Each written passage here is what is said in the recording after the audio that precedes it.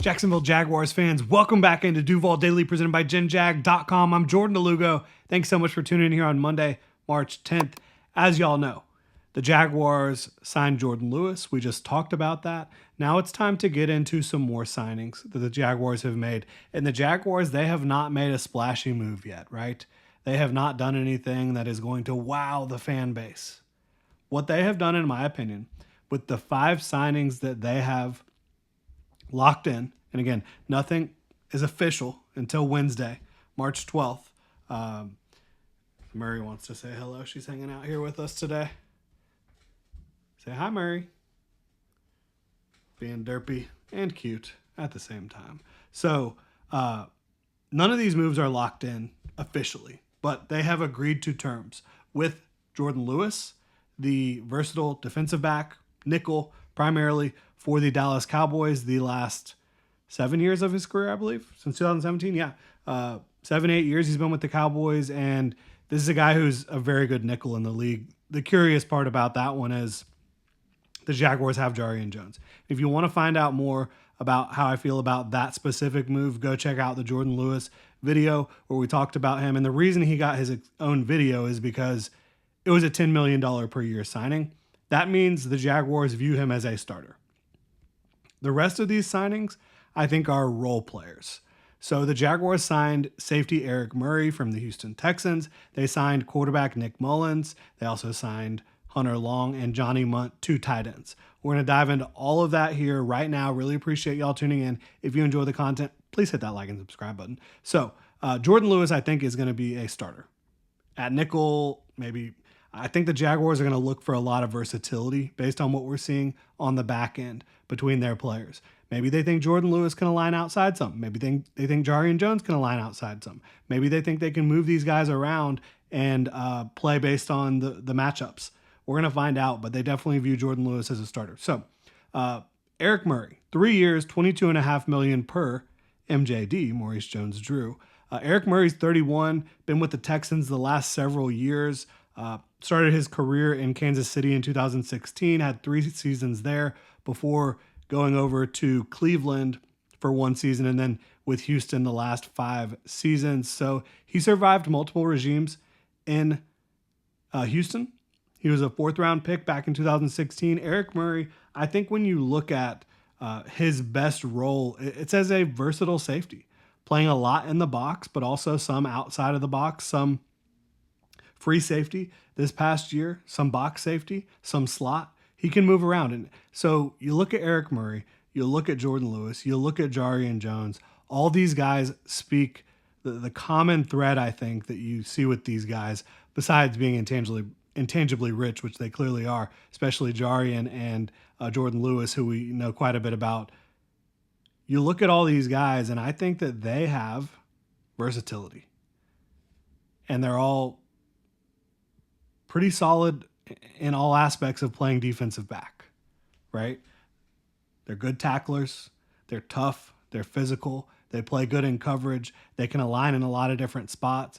I mean, you just look at Jordan Lewis this past year. 8 pass breakups and 2 interceptions.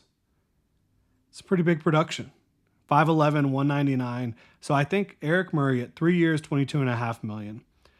And we were just talking about this, but I'll talk about it again. So the Jaguars generally have their average annual value of new contracts. Year 1 cap hit is about 35 to 40% of the average annual value, right? So Eric Murray is getting $7.5 million per year per Maurice Jones-Drew, and 7.5 times 0.4 to be on the high end is $3 million. So for Eric Murray, sorry, I had to put Murray down. For Eric Murray, you're probably looking at a year 1 cap hit of about $3 million. So that's not a big investment to make, right? And it's a 3-year deal. You probably have an out after the 2nd year. So looking at these 2 defensive back signings that the Jaguars made, Jordan Lewis and Eric Murray, guys with versatility, I think that combined, you're talking about the Jaguars having about $7 million cap hit between Jordan Lewis and Eric Murray. They entered the day with $60.9 million in cap space. So you're probably down to like about 55 million after those two signings. So these are two glue guys. Again, they're not the flashiest names. They're not what everybody's looking for. They're not Javon Holland, right?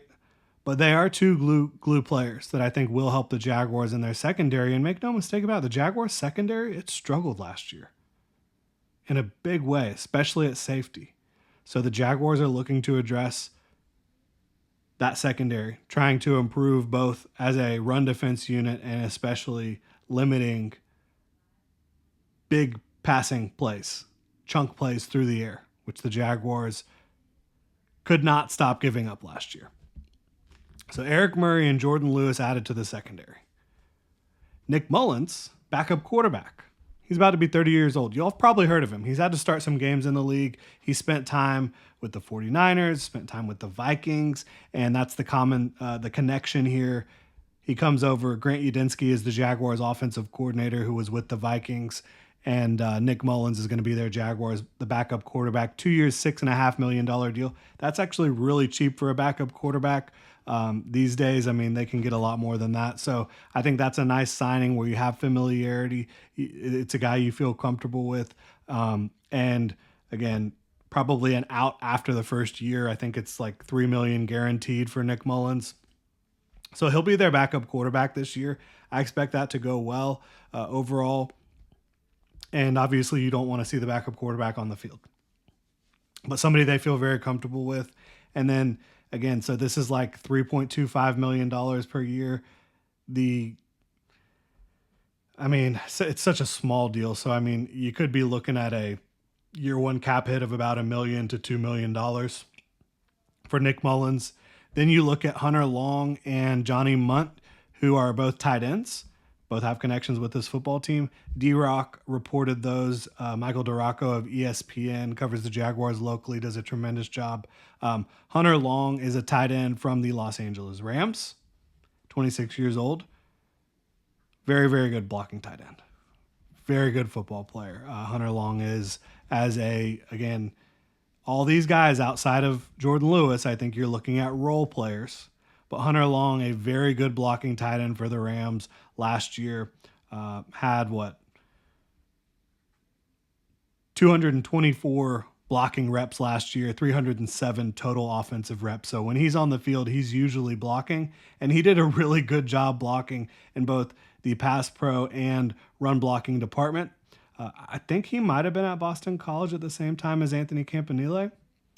Not 100% sure about that, but Hunter Long comes over from the Rams. Obviously, James Gladstone comes from the Rams, and he was also, before he was with the Rams, he was with the Miami Dolphins. At the same time, Anthony Campanile was there. So, definitely somebody the Jaguars have a lot of familiarity with. And again, very good blocker at 6'5", 253 pounds. Don't have any numbers yet on that deal. And then Johnny Munt comes over as a tight end, another blocking style tight end from the Minnesota Vikings. Familiarity with Grant Udinski there. 30 years old and another just good blocking tight end. So you've got two very low cost, in my estimation, blocking tight ends coming over. And before he was with the Vikings, guess where he was? The Los Angeles Rams. So you see a lot of connective tissue with these signings between the coaching staff, between the front office, and the guys that they're bringing in right now.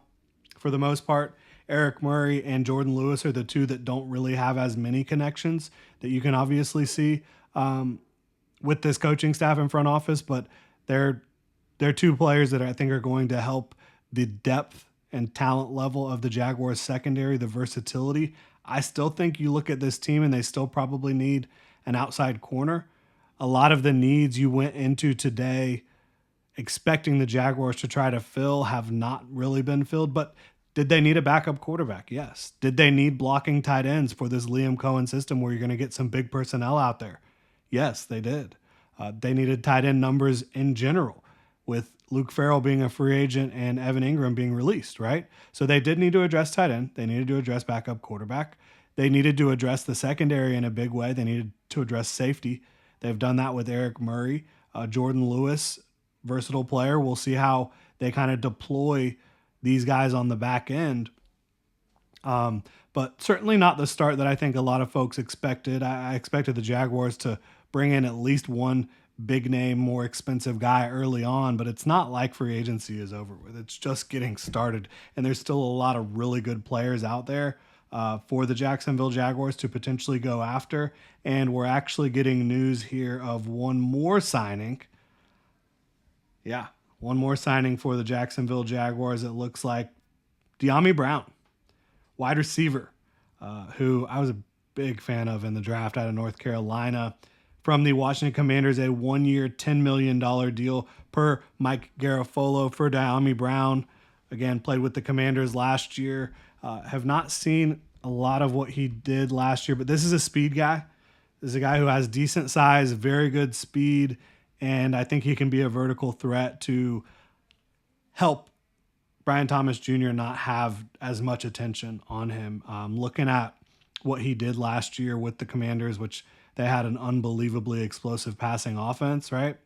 Dyami Brown, who is going to be in his 5th year in the NFL, 25 years old, 6 foot, 195, absolute burner. But he caught 44 passes on 56 targets, reception percentage of 78.6, which obviously those are good numbers, 12.2 yards per reception. I believe he did get involved with the screen game there.